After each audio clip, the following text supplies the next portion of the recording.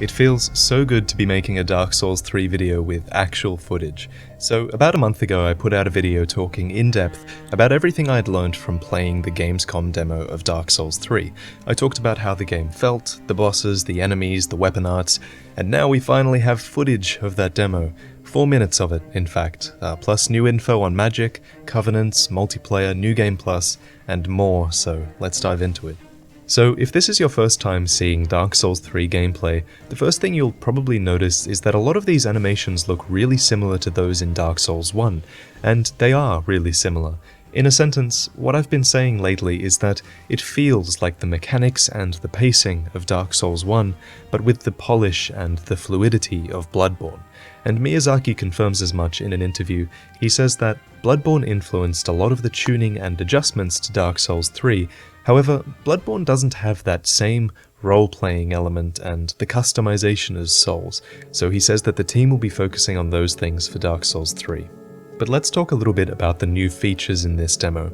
It bears mentioning that this demo that you're seeing here is an updated version from 1 month ago.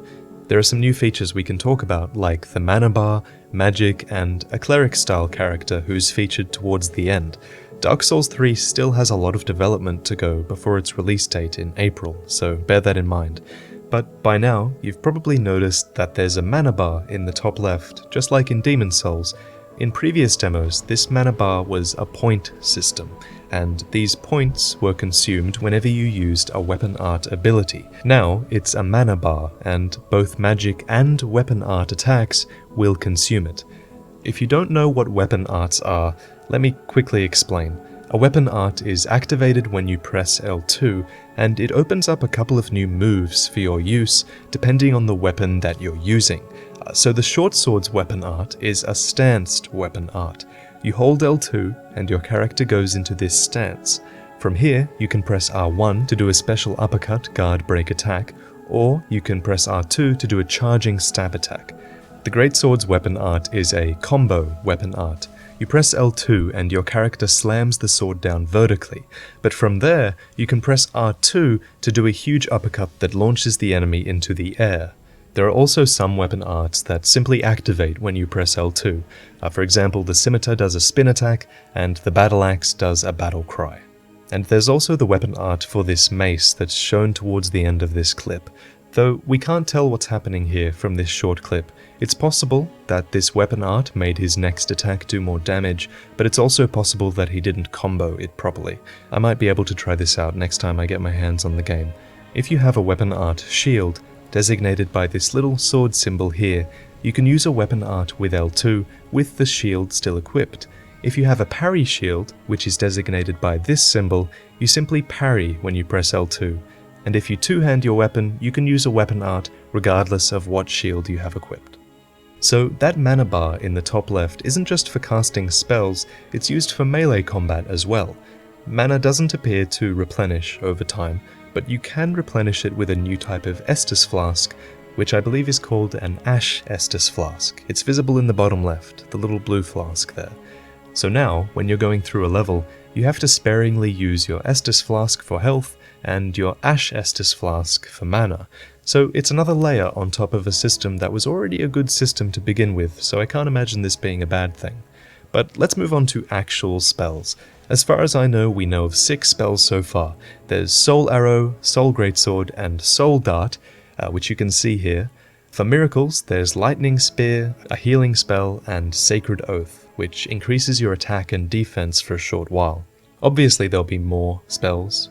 In fact, in an interview with Game Informer, Miyazaki has stated that players will have more criteria to accurately choose the types of spells that will fit your tactics or your strategies. And while the spells that we've seen here are pretty standard, bear in mind we haven't heard much about what a weapon art for magic does, so I assume it's some way of deepening the magic system. Let's move on to some of the information revealed by Game Informer. First up is Covenants. Miyazaki mentions that he wants Covenants to be easier to understand. On this topic, he says that Covenants have always had separate rules depending on each of the Covenants, but this time we're thinking of maintaining a common rule across the Covenants regarding invasions and summoning. So, for example, I take this quote to mean that there could be one covenant item for everybody, regardless of your covenant, but the covenant you're in determines what this item does, like an invasion item that changes the type of enemy you invade based on your covenant. Next is something that I'm really excited about.